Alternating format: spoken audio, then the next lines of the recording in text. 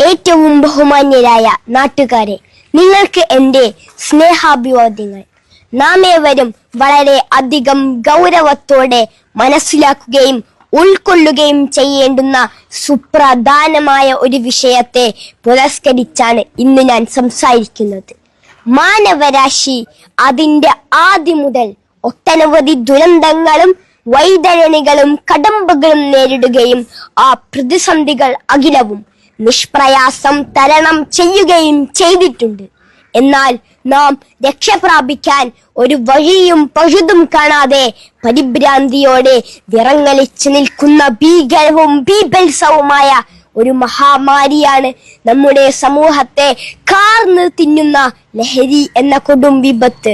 മദ്യവും മയക്കുമരുന്നുമൊക്കെ ഉപയോഗിച്ചു തുടങ്ങുന്ന പ്രായം മുൻപത്തേക്കാൾ ഭയാനകമായി താഴേക്ക് വന്നിരിക്കുന്നു.